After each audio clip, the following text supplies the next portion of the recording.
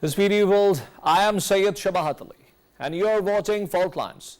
As the season of Indian election has once again reached, just like every other season, we are seeing a lot of action and a lot of drama.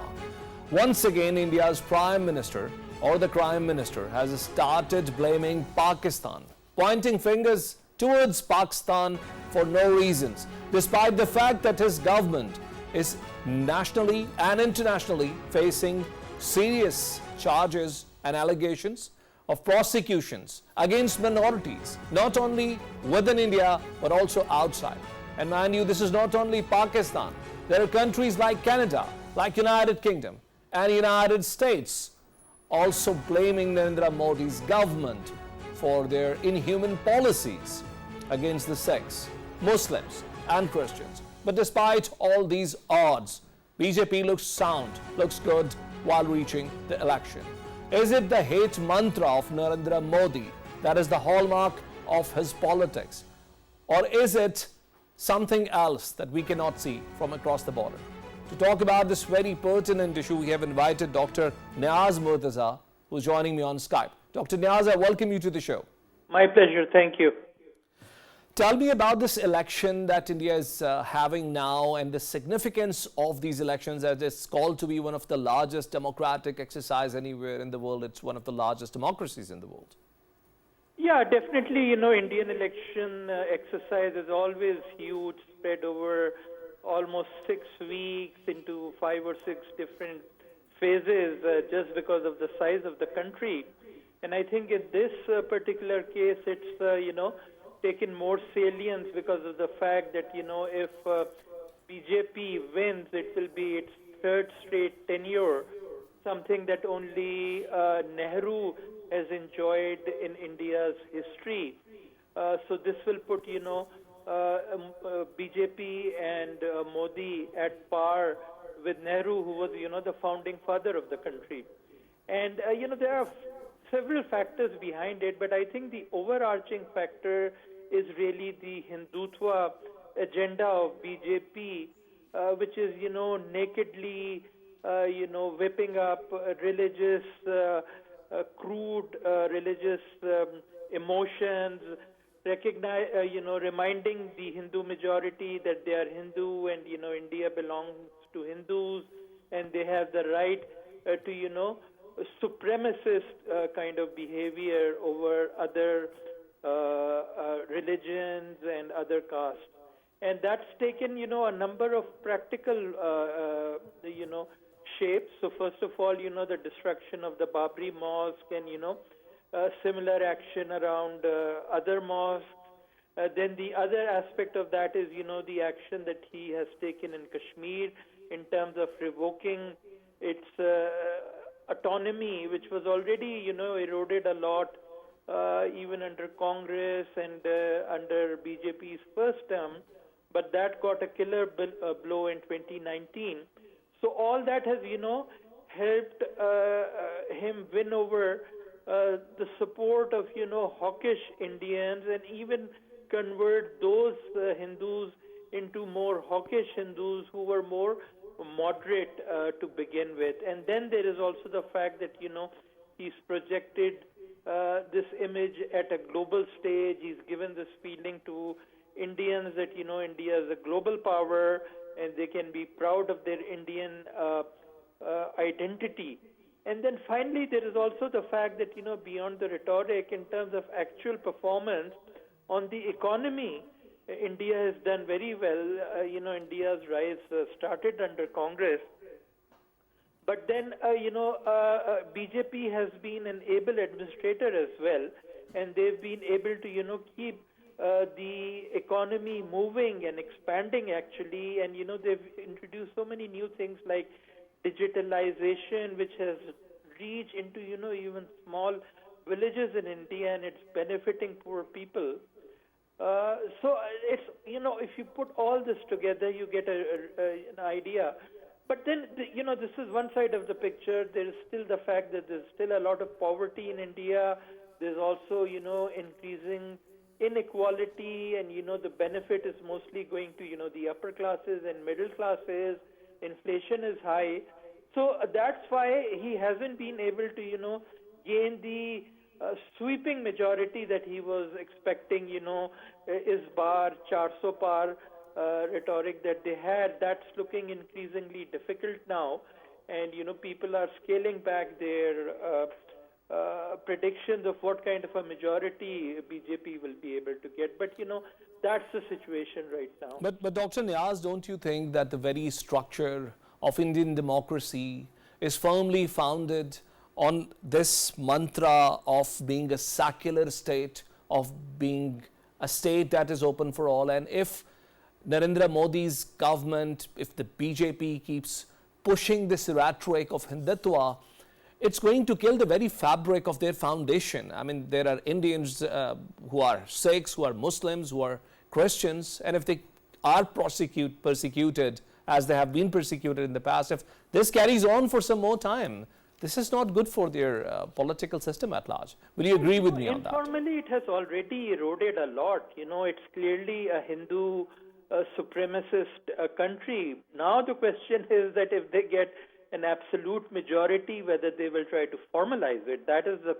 key question, and everybody, will they, change the secular nature of the constitution and, declare it a Hindu state within the constitution, or even if they don't go that far, whether, they can formalize other rules, regulations, like, they passed this law that, only refugees from certain non-Muslim countries can, get Indian citizenship, and I think the first batch of 14 people got it a couple of days back. So it's, now the next phase might be that of formalization in terms of laws, rules, etc. That is the biggest fear. And all this is, of course, more prevalent in northern India. Southern India is more secular, still less in the control of BJP. And, it's creating this kind of, division now. The poorer, more Hindu majority north, and, the more secular and richer south. So it's all going to be, clear in another 2 to 3 weeks of what shape things are going to take. Dr. Saab, I don't understand why do they always keep pushing this anti-Pakistan rhetoric when the elections are near. We have seen this happening repeatedly. Every time when the elections are on the brinks, when they're on the brinks of the election, they start finger pointing, they start giving funny statements. So why is it happening? Well, one thing is that, of course, if they try to go on achievements alone, there are achievements, but then, it's not that all segments of the Indian society have benefited. And especially in the north, there is still a lot of poverty. So if they just go on achievements, they won't have a lot to show, especially in the north. So then that's where, the other rhetoric comes in, the Hindu supremacist majority, and the anti-Pakistan rhetoric is part of that. Pakistan is, painted as, the embodiment of, Muslim identity, and it's shown as, extension of, the Muslim minority in India, and the whole rhetoric. So, it's not just empty rhetoric, it's with, a purpose in mind, because remember, the anti-Pakistan rhetoric, the hatred is much stronger in the north because, the 1947 partition affected northern India most because, southern India was so far away from all the mayhem and the chaos that happened. So those kind of feelings are very strong in northern India, and there, of course, there's still a lot of poverty, so that's where, the religious rhetoric, the anti-Pakistan rhetoric, the Hindu supremacist rhetoric, all those are employed extensively by BJP. Dr. Niaz, Congress in India has not been able to capitalize on the wrongdoings, on the wrong policies towed by BJP. We have not seen this pattern very persistent in any other democracy. For instance, even in US or even in Pakistan, if a party wins once in the other election, it's always very difficult for them to meet the expectation of the people whose expectations at large are always running ahead of the on-ground achievements. So why Congress has not been able to capitalize? Why have they been so small in the overall political picture of Indian politics? Well, yeah, I mean, because if you look at it, India's rise started under Congress in 1991, and there were two straight administrations. First was Narasimha Rao and then Manmohan Singh. Those two terms is what, started the rise of India. But then after Manmohan Singh, there was a gap of leadership. Obviously, Rahul was too young. And so there wasn't an obvious successor to Manmohan Singh. And I think that's where Congress lost out. They remain mired in their dynasty. If they had projected another strong leader after Narasimha Rao and Manmohan Singh and projected that person as, the future leader who had strong credentials, maybe, some strong minister at the center under Manmohan. But that's where, the Congress leadership failed in terms of, projecting a future leadership. And then, it's very difficult to, compete against religious rhetoric and hatred, as you've seen in so many other countries as well. Brazil, Philippines, Hungary, USA. Once, that populist, streak comes in, it's very difficult for, rational politics to compete with that. And then there's the fact that, Congress doesn't have much of an ideology left from the Nehru days. So that's where, it's really lost out badly to BJP. Dr. Niaz, my last question is that how would you see India's response? How do you anticipate India under the leadership of BJP, if BJP happens? We are supposing if they are, as it looks from the outside at least, if they win the election again, how will this affect India's role internationally? Well, India internationally is, of course, very well placed because, it has good terms with the West, it has good terms with Russia, and despite all the, issues, smaller issues like, the murders of, Sikh leaders in Canada and India, they have not, really affected the overall relationship just because of the size of the Indian economy and, the huge Indian consumer middle class.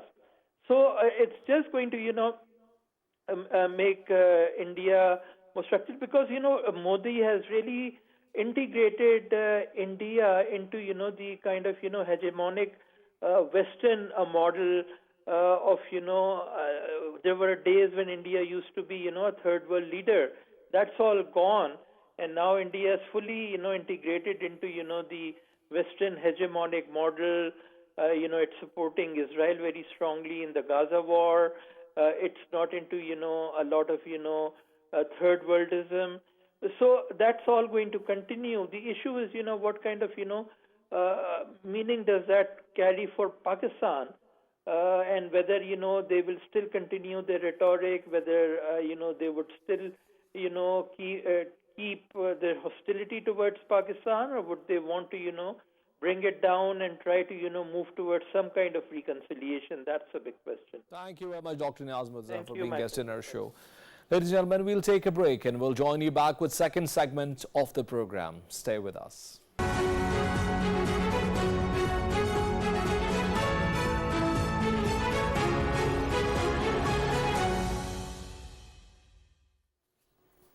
Welcome back, ladies and gentlemen. Pakistan's economic situation remains to be a pertinent point of concern, not only for the politics, but also for the people at large. Pakistan is negotiating another long-term agreement with International Monetary Fund, and at brink of this negotiations, we can see a lot has been done already by the government, but a budget is also coming up. IMF has shown not only confidence on the initiatives undertaken by the government, but has also agreed that the macroeconomic situation at large has improved. However, it has been reported that there are fiscal adjustments of 1.6 trillion rupees that are required in the upcoming budget. How will this look like? Apparently, it seems that there will be a number of tax reforms.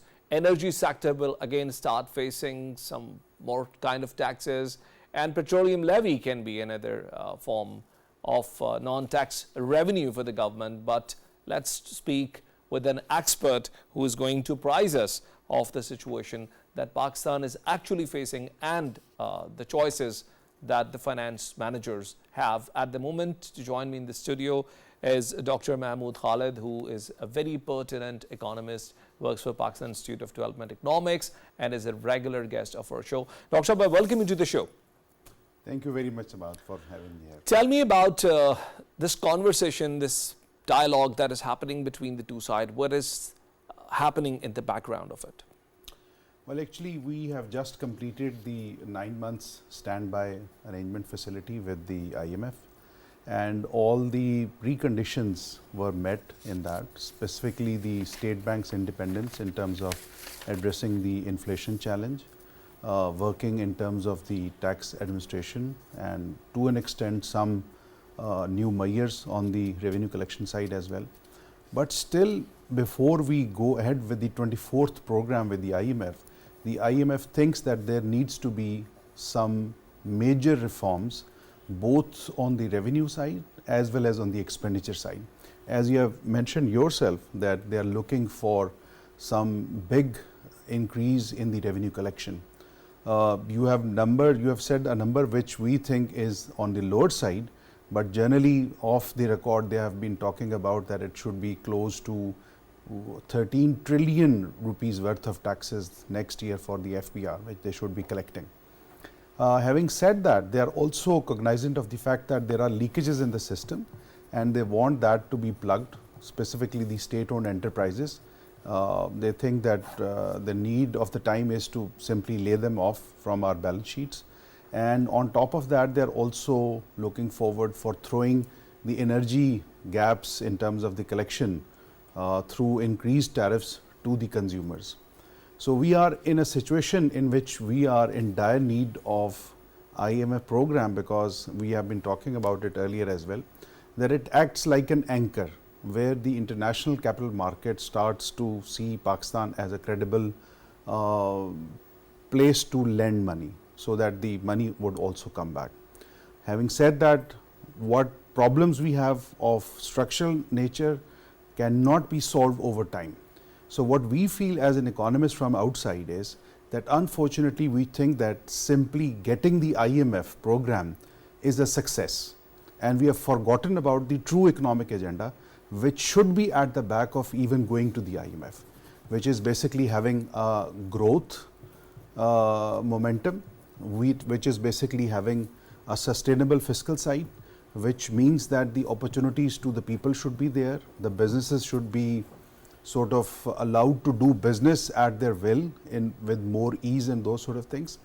But that is not coming out from all those debates and discussions. Doctor, don't you think that the space for such decision making has already shrunk when you look through the budget that we have and the amount of money that we are paying in debt servicing, which is actually making it a very bleak situation for the finance managers? They're unable to do anything in long term. It's most of the time, whatever they're left with, they can only firefight with that. Exactly. This is what we are worried from outside, that when we are accepting all what IMF is proposing as the structural reforms, what we are missing is that they're just looking at the last outcome, which is basically the financial side, and they're missing the dynamics of the system.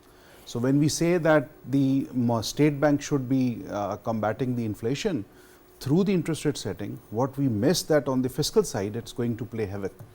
Our debt servicing cost increased from around 2 trillion to close to 9 trillion this time.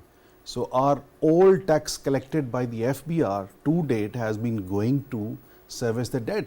So as you have mentioned yourself as well, that practically we don't have any resource left. Whatever the government is spending. So whatever the government is earning is going to the debt servicing, or for anything else we need money from outside, again on the terms that are going to make the space more difficult. Exactly. And this is what worries us, and that requires out of the box thinking.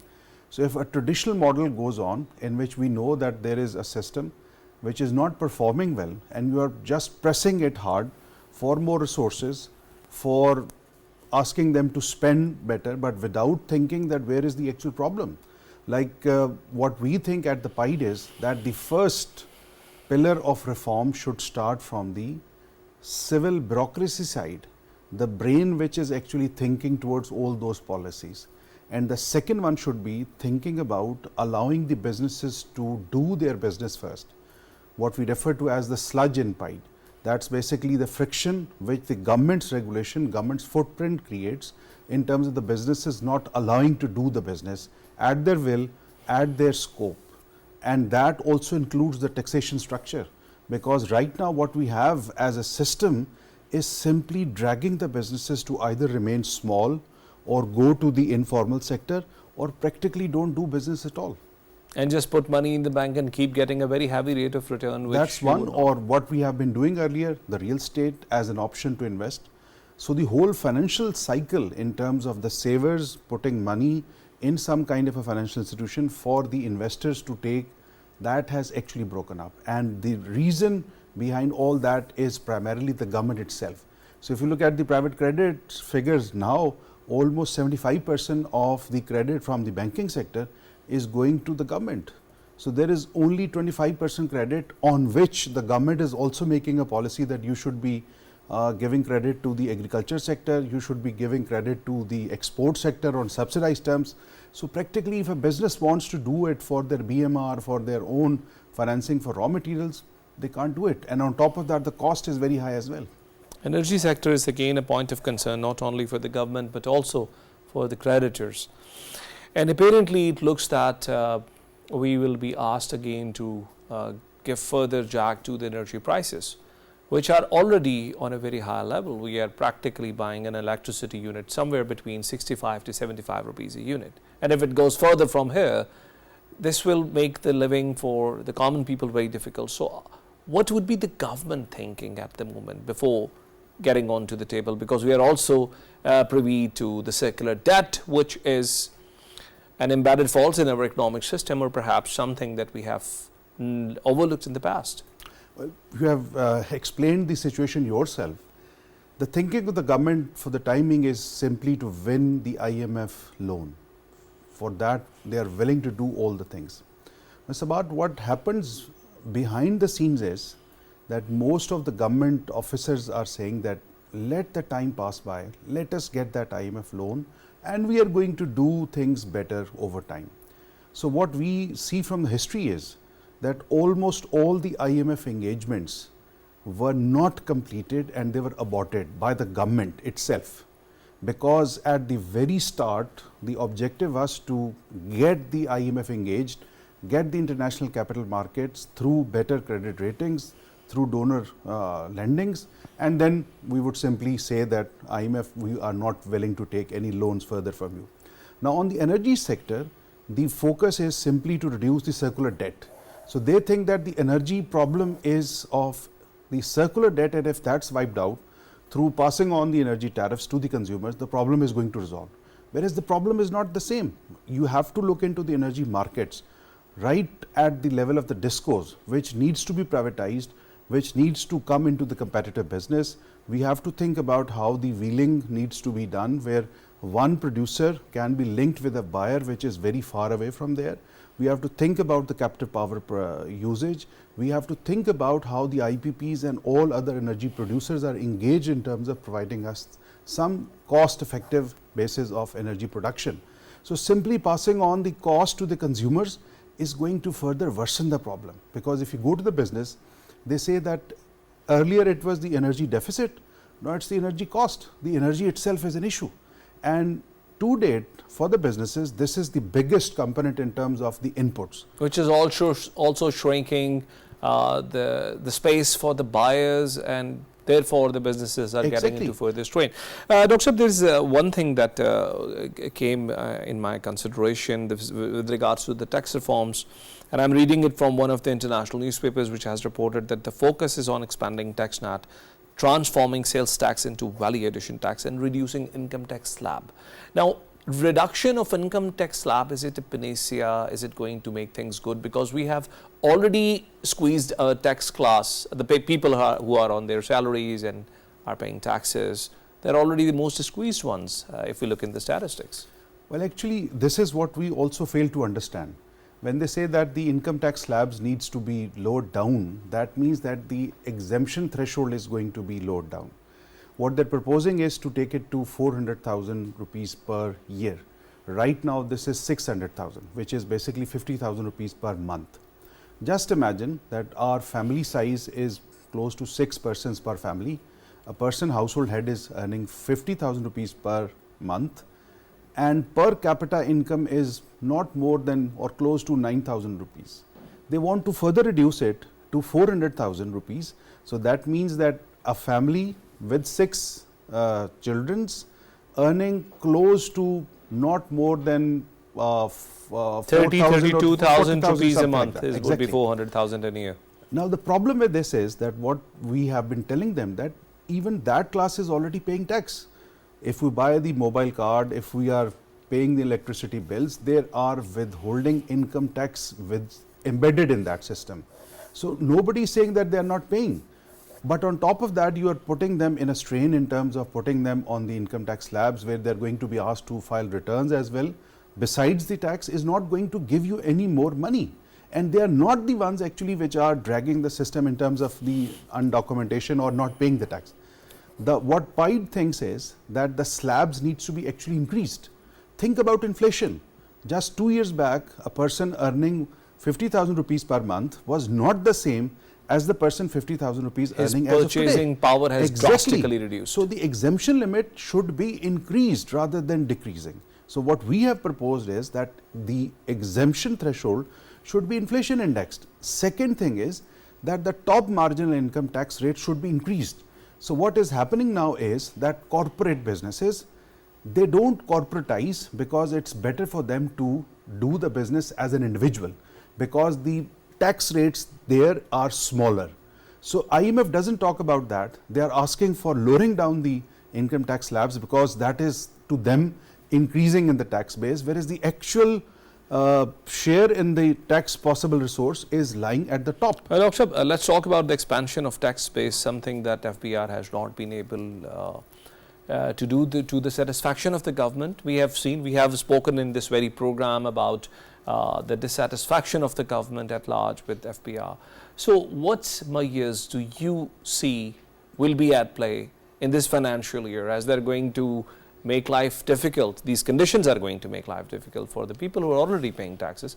What measures do you see for expansion of the tax base? Well, they have started to take the measures even before the budget. You must have heard about the Tajir Do scheme.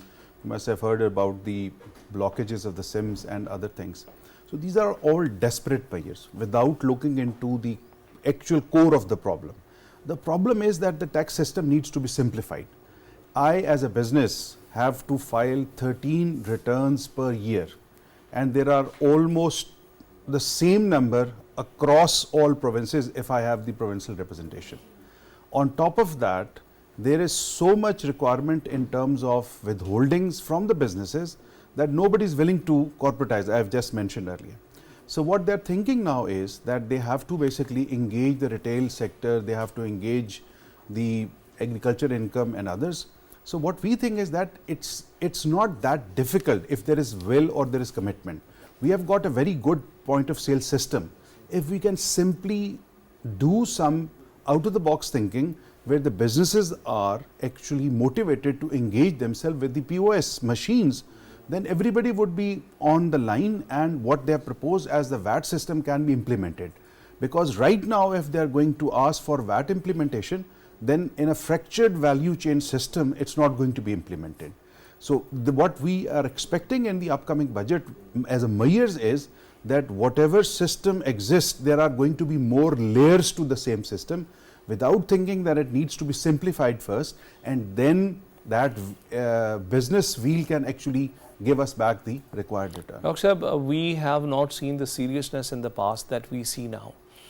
I'm looking into the subject of FDI and privatization since 2003, but this time the government looks more committed than ever before when we talk about the privatization of state-owned enterprises, to start with PIDE, for which some companies have even given their bids. Do you see this momentum going forward once they have made decisions regarding the big loss-making entities? Do you see this going downwards to other entities, as you were discussing while responding to my first question? Well, actually there is a triage report which lists down that which particular state-owned enterprises can be thrown to the market, which cannot be because of strategic natures, and which actually are not in the shape which can be directly taken to the market. So what we feel is that it has to be a stepwise process in which, in order to get the best return for these state-owned enterprises, the information set has to be complete. If PIA was to be privatized, very good. But whatever information is required for a private business, whether they are Pakistanis or from outside, has to be given all sets of information. Besides, the focus just on the FDI is not going to resolve our problem, because what we fail to understand is that the external businesses wants a partnership within the country as well. They want somebody to shoulder them if they want to come. Otherwise, the model is not going to work. So what we have suggested is that instead of doing it in a auction-based system, they should move to the capital markets, because it's going to do two things. One, it is going to deepen our equity markets where the private investors can invest, the savers can basically go and buy the shares and stocks. At the same time, the problem of information goes out because the things become public. Dr. Sahab, you're talking about savers going to the market and buying the shares of the entities that are in net loss. They are in net loss as of now when we speak. And it's going to take a lot of time to these state-owned enterprises getting into hands of a different management, because certainly from the outside you can see it's the management that has failed to deliver on the balance sheets. So don't you think it will require many steps before we reach this bottom line? Well, you have answered your question within the same question yourself. Nobody is going to buy a negative balance sheet entity in any case, or in other words, we have to pay them. So what the government is doing is that they are creating holding companies in which all the debts of that particular state-owned enterprise is going to be parked, or it is going to be offset by the assets which that particular company is holding. For example, Pakistan Steels, it has got the land mass which is good enough to square whatever debts they have. So the same can also be provided in the capital markets as the information set. The markets are very knowledgeable. They know that what's going to work and what's not going to work. If we think that there is going to be a Superman which is going to convert a bad SOE by some magic, that's not going to happen. Ultimately, it is going to be driven by better management, by productivity, by being competitive, by offloading all those parts of that particular state-owned enterprise, which, whether it's a private owner or the market as a whole, is not going to let it. But I agree with you that for certain state-owned enterprises, it might not be possible because of the same reason that there are lots of bad debts which they have to carry.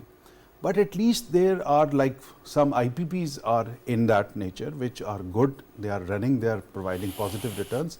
They can be a good start to go to the capital market. Thank you very much, Dr. Mahmood Khalid, for being guest in our show. Ladies and gentlemen, we'll take a break and we'll join you back with last segment of our program. Stay with us.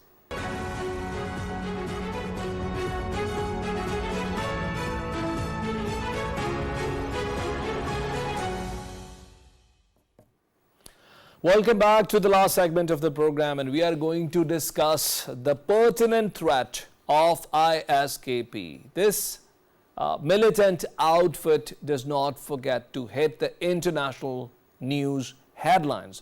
After a shameful attack in Russia, again, ISKP has started threatening countries like China and Iran.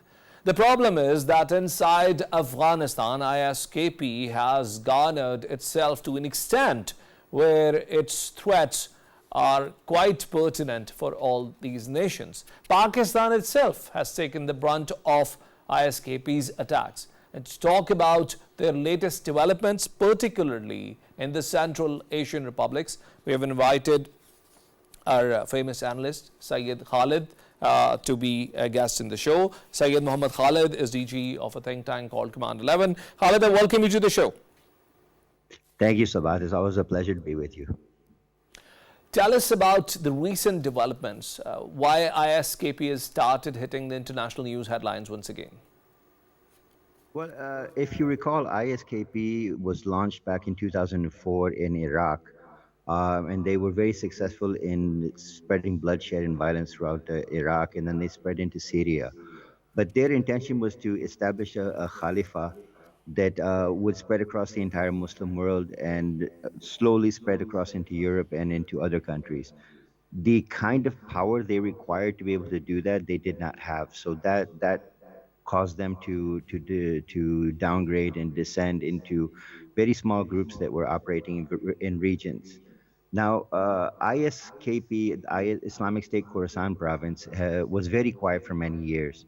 While the U.S. was occupying Afghanistan, they really didn't make a lot of noise. Many of their leaders, their emirs, were taken out in drone strikes.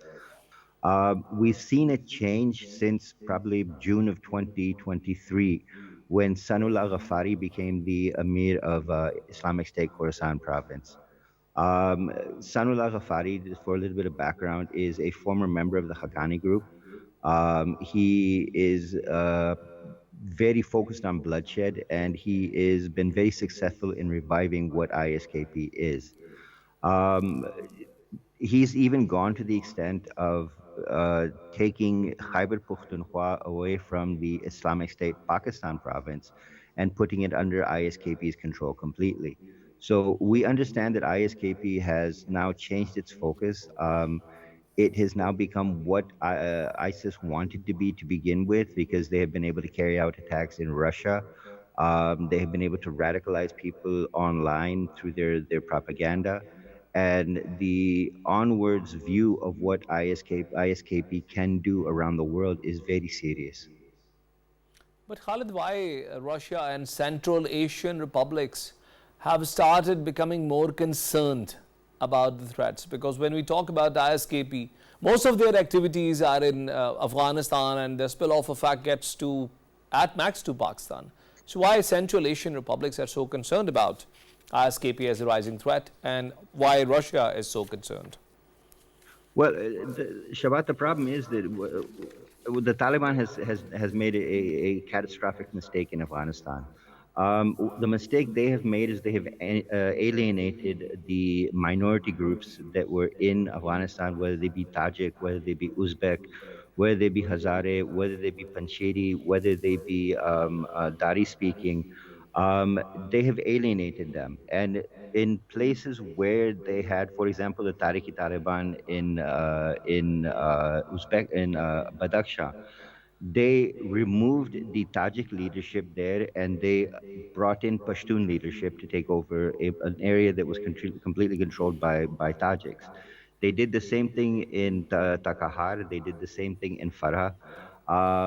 They are spreading a Pashtun ethno-fascism across the region. Now, what has happened is, in the process, ISKP has gone in and picked up all of these minority groups. They have sent people into Tajikistan, they have sent people into Uzbekistan, and started heavily recruiting from there. What has now become a problem for the Taliban and for Pakistan and for the Central Asian republics is that there is a massive number of people from the Central Asian republics that are aligned with ISKP. They have accepted the ideology of a global jihad, and they are intent on carrying out that global jihad under the ISKP banner. What that means is that the Central Asian republics are no longer safe. It means Iran is no longer safe. It means Russia is no longer safe. We have seen the bloodshed that has happened in Pakistan because of ISKP aligning with TTP. Um, we have seen a significant change in thinking since Sanullah Ghafari has taken over control of ISKP. He has brought all of those minority groups that felt alienated because they did not have a voice in the Afghan government, they did not have a voice in the Taliban government, and brought them on board with ISKP and given them leadership roles, given them commanderships, given them fighters, given them weapons, and said, go and take your revenge. Now, that's why in Afghanistan we are seeing so many problems inside of the country. Your different terror groups that used to be aligned with the Taliban have now found a new option. They are now open. Khalid, if I can interrupt here, I Sure. wanted to understand the concern of the Central Asian republics. So tell me if ISKP has Central Asia somewhere on their priority list, or is it because of the increasing footprint of ISKP that is concerning the Central Asian republics? Well, you have to understand, ISKP has increased their footprint in the Central Asian republics because they intend to take over the Central Asian republics. The amount of recruiting that they've done from Uzbekistan and Tajikistan and Turkmenistan is just unbelievable. And they have put their own cells inside of those countries, so at a moment's notice, they can wage war on the Central Asian republics. The problem that we see is that because they are thinking with a very global mentality, they are now able to target a country, put sleeper cells in place, radicalize them, and then use them down the road to overthrow governments, to create unrest, and to bring an IS flavor into that country so that they can take it over. So the Central Asian republics are at significant threat. Because of that, Russia is at a significant threat. China is also at threat because ETIM has also aligned with ISKP, because ISKP has told them that we will support your jihadi objectives in carrying out attacks inside of China. So there's not one country in this entire region that is safe from ISKP now, because they have been able to successfully establish cells within the Central Asian republics, within China, within Iran, within Russia, within Pakistan, that they can use at a moment's notice. And it will turn into something very, very bad if the Taliban can't control them. Thank you very much, Syed Mahmood Khalid, for being a guest in our show. Ladies and gentlemen, this was our last guest in the show who just highlighted that ISKP is a very serious regional threat. It is not only a threat for Pakistan, for Afghanistan, but also a point of great concern for the Central Asian Republic, where their footprint, where their foothold has started increasing a lot. And with the recent attack in Moscow, they have reminded how serious of a threat they can be for all these international players. It's now up to these Central Asian countries, how do they fight against ISKP. We'll join you next week with another program. And until then, Allah Hafiz.